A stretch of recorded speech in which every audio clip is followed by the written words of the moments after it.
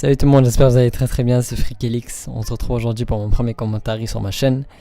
Et aujourd'hui, le sujet que je vais aborder, c'est bien sûr Call of Duty World War II, qu'on attend tous avec impatience. Mais on se demande en fait si vraiment ce Call of Duty va être à la hauteur et si c'est pas vraiment un coup de la hype en fait, de la hype du retour dans le passé, du retour du...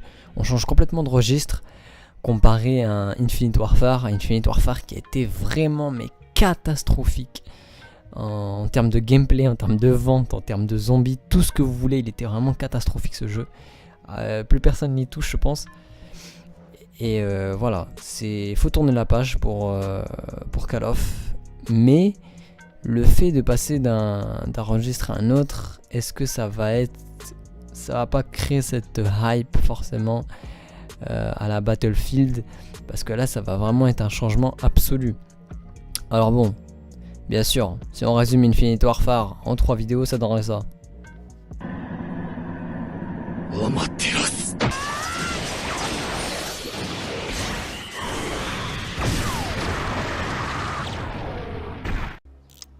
Vers l'infini et au-delà. Bref, on va arrêter de critiquer Infinite Warfare, il a déjà assez pris cher comme ça. Ce Call of Duty, du coup, qui va se passer dans la Seconde Guerre mondiale, si vous n'avez pas compris, à part que vous avez un niveau A1 en anglais. Hello everyone. Ce Call of Duty, du coup, durant la Seconde Guerre mondiale, va vraiment créer une sorte de retour dans le passé, mais beaucoup trop, je pense. Ça va être, disons, quand je vois les gameplays, on a l'impression que ça va être cool en fait, ça va être la hype, mais en fait je me dis au fur et à mesure que je vais y jouer, je vais pas prendre du plaisir. Parce que moi personnellement c'est comme ça, je suis un mec qui vit dans son temps et j'aime pas les trucs trop futuristes ni trop dans le passé, vous voyez ce que je veux dire ou pas? C'est-à-dire, bon après ça dépend quel jeu, mais mon Call of pour moi ça a toujours été genre on reste dans nos temps quoi, genre MW2 ça se passait dans nos temps, MW3 aussi. Black Ops aussi, Black Ops 2 ça part un peu dans le futur mais un tout petit peu. Mais Infinite Warfare là c'est l'espace, c'est la galaxie. Et voilà du coup ce retour dans le passé à tenter. Mais après le jeu World War II va toujours être mieux que Infinite Warfare, ça c'est sûr et certain. Et quand on voit le contenu du jeu on peut se dire qu'il va y avoir de quoi faire. Du coup première nouveauté de ce World War II, c'est les divisions. Les divisions, c'est plus les classes maintenant, c'est fini l'histoire de classe. Maintenant, ça va être à la Battlefield. Vous allez devoir choisir une division, c'est-à-dire comme dans Battlefield. Il y a au total 5 divisions. Ouais, 5 divisions. Et en fonction de cette division, en fait, vous allez avoir des armes, qui sont préfaites pour ces divisions, comme par exemple comme dans Battlefield, hein, il y en a certains qui peuvent utiliser sniper, d'autres non, d'autres de grosses armes lourdes. Donc ça ils ont vraiment, là on retrouve vraiment quelque chose de Battlefield dans le délire de division.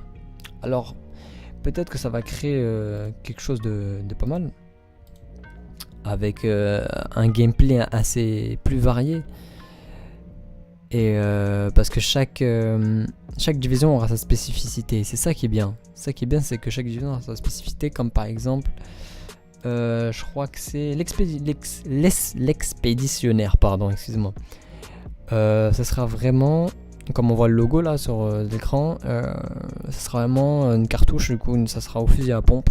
Ça sera les mecs qui vraiment qui vont aller en premier quoi. Expéditionnaire, d'où le nom. Donc vraiment, il va y avoir du rush, je pense, avec cette division. Ça va être plus dans le côté, on va taper l'ennemi au corps à corps. C'est pas trop mal ça.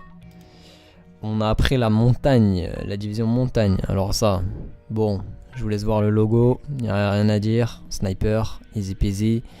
Et on l'a vu tout à l'heure sur l'image. Il va y avoir les mêmes camouflages des camouflages qui ressemblent à MW2.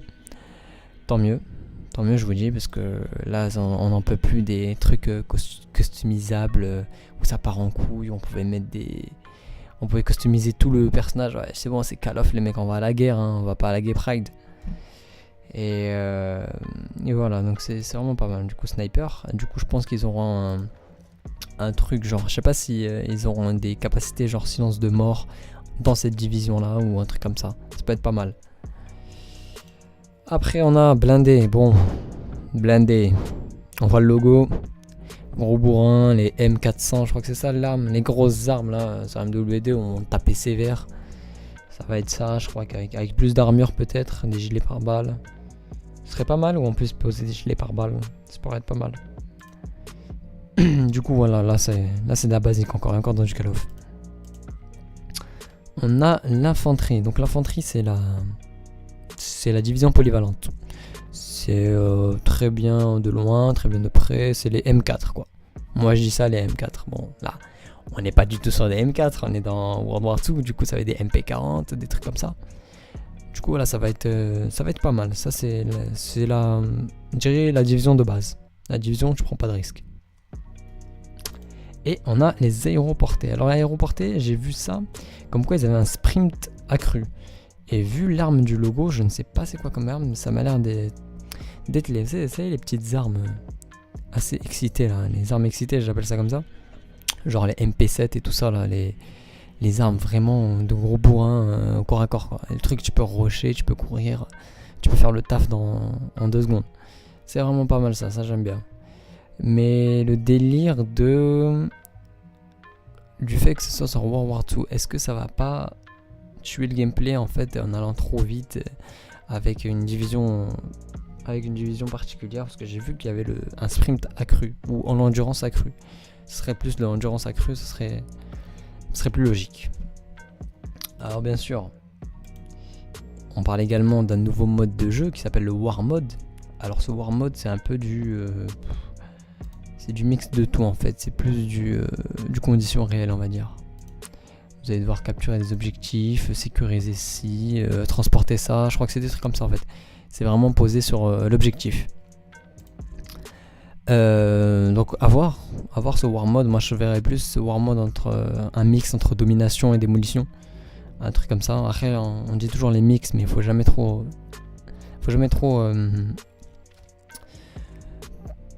s'illusionner sur ce sujet là.